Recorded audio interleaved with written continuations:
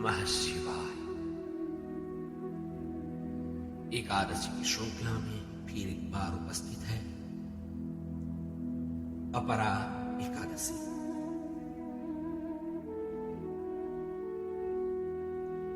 या अचला एकादशी।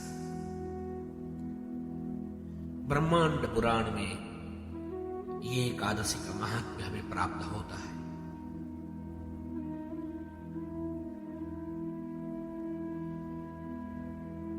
परम परमेश्वर वासुदेव को युधिष्ठिर जी ने प्रश्न किया है, ये वैशाख कृष्ण में आने वाली एकादशी का क्या नाम है, उसका महात्म्य क्या है, कृपया बताइए।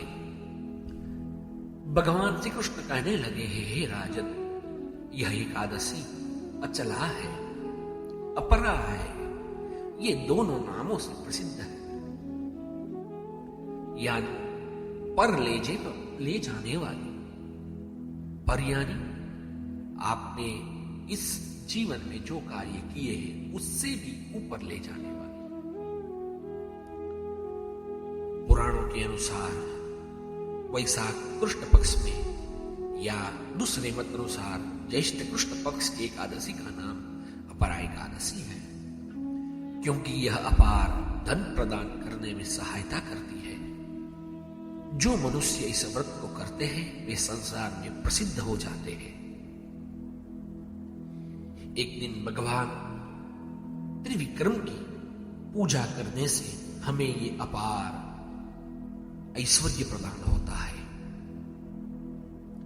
एकादशी के व्रत के प्रभाव से ब्रह्म हत्या, भूत योनि, दूसरे की निंदा आदि के पापों में से मुक्ति होती है। इस व्रत के प्रभाव से परस्त्री गमन, झूठी गवाही, झूठ बोलना, झूठे शास्त्र पढ़ना या बनाना, झूठा ज्योतिषी बनना, झूठा वैद्य बनना, ऐसे पापों में से हमें मुक्ति मिलती है।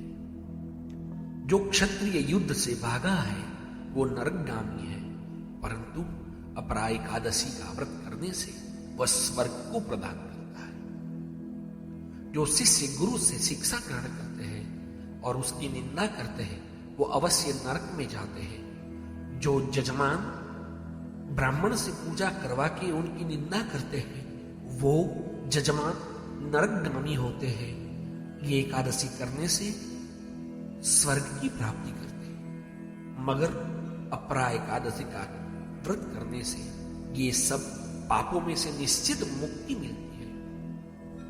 जो फल तीनों पुष्कर में कार्तिक पूर्णिमा को स्नान करने से या गंगा तट पर पितरों को पिंड दान करने से प्राप्त नहीं होता, वही अपरा एकादशी का व्रत करने से प्राप्त होता है।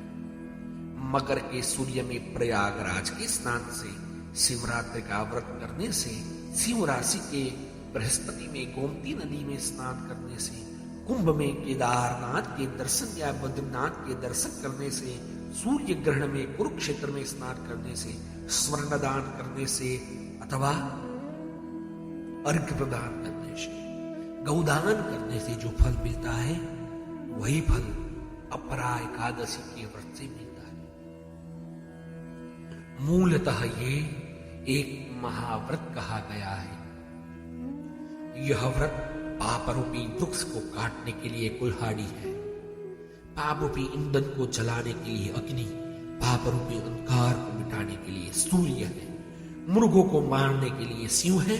अतः हे मनुष्य, डरते हुए भी अवश्य इस व्रत को करना चाहिए, ईश्वर को पूजित करना चाहिए। इसके पीछे एक कथा भी है।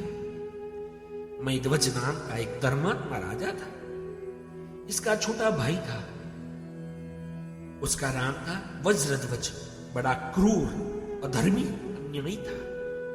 वह अपने बड़े भाई को देखकर द्वेष मन में रखता था।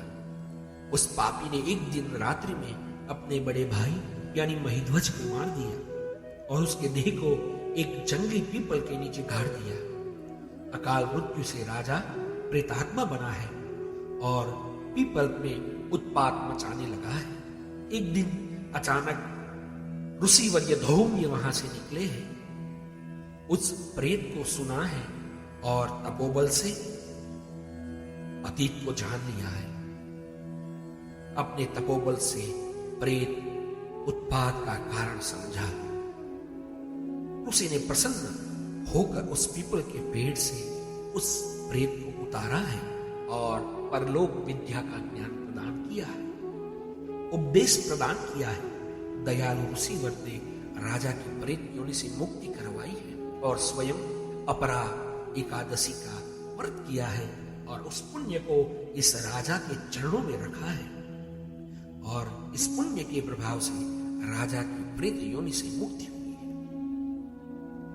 वह राजन ऋषि को धन्यवाद देता हुआ दिव्य देह धारण करता है और प्रभु के आए हुए पुष्पक विमान में बैठकर स्वयं स्वर्ग चला गया है। हे राजन, यह अपरा एकादशी की कथा मैंने लोकहित में तुम्हें बताई है, जिसे करने से, जिसे सुनने से सब प्रकार के पापों में से मुक्ति मिलती है। ये सब पापों में से मुक्ति प्रदान करती है और ये भी ज्ञान देती है कि पाप नहीं करना चाहिए। ये मूल उसका उद्देश्य है। हर जीव का अपना अपना कार्य रहता है, उस कार्य को सिद्ध करना ही उसका मूल उद्देश्य है। आइए शिव शक्ति के माध्यम से, सनातन धर्म के माध्यम से ये कथा हमने सुनी है। संकल्प करते हैं, अपना जो कर्म है उसको फलीभूत करते हुए इस एकादशी का व्रत करने का निर्णय करते हैं। सबके हृदय में स्थित शिव स्वरूप को नमस्कार करते हुए ओम नमः शिवाय।